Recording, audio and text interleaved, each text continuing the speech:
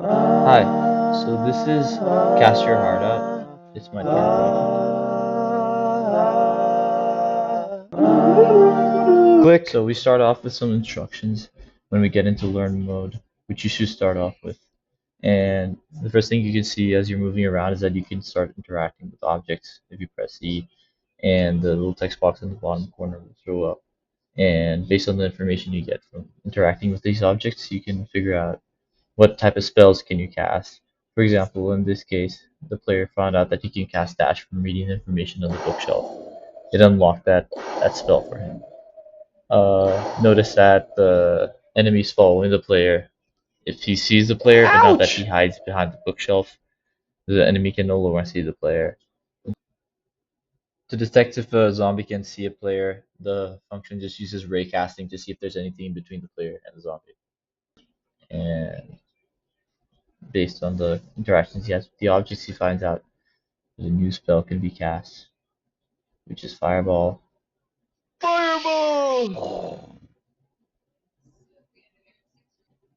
Now, out of Learn Click. mode, Click. the player actually Click. enters Wave mode, which is the Click. most challenging part of the game. It's where the bulk of the game is. So now the player has full access to the spells, and he can need to do anything to be able to survive the hordes of zombies. So he has access to the heal spell, dash spell, fireball spell, and the freeze spell. And the freeze spell, as you can see, it kind of freezes all the enemies within a radius.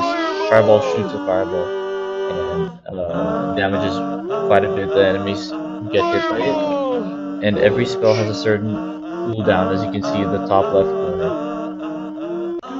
Ouch! Uh, Ouch! so as the player beats more and more enemies, the waves start progressing, and the waves get harder. Eventually, apart from having spawned more and more enemies, also enemy spawners start showing up. So even if you defeat enemies, more might spawn in. So that's something you should be careful of. The way the collision works is that it checks if an edge of a sprite is uh, Ouch! inside another sprite. And to make this process a lot more efficient, like to not check it against every single object and enemy on the scene, Ouch! basically it just splits every object into different blocks based on the position it is on the screen, and it detects the block that the player is currently in, and then it only checks a collision against the blocks that are in the objects that are inside the current block or adjacent blocks. Ouch! Ouch! Ouch! So as soon as you die, Ouch! game over. Quack, quack, Click this one more time, and then you quack. can retry or go back to the start screen. Click. And that's the game. There's one last feature I need to show you though. Basically, is me trying to use my voice to control the selections of color for to cast the spells, and it works really well if you're actually using a headphone. So I'll show you a clip of me doing that right now. As soon as you enter the game, it takes a little while to get used to it. Please don't blame me. So the way this works is basically it gets information from your microphone every frame, and it detects the peak frequency from your microphone. And from those peak frequencies, it detects with a certain level of confidence what exactly is the note that you're singing. And based on that note, it's if it detects the same note 3 times in a row, then it's gonna declare that note officially detected in the game, and it's gonna switch the color based on what color is associated to that note.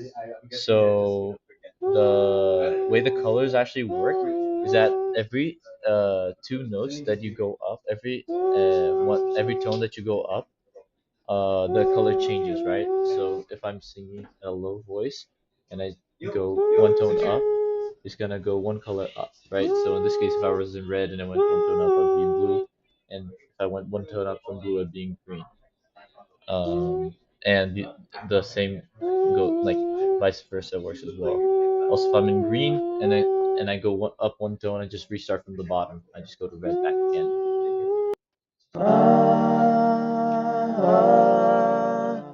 Thank you so much for watching. Click.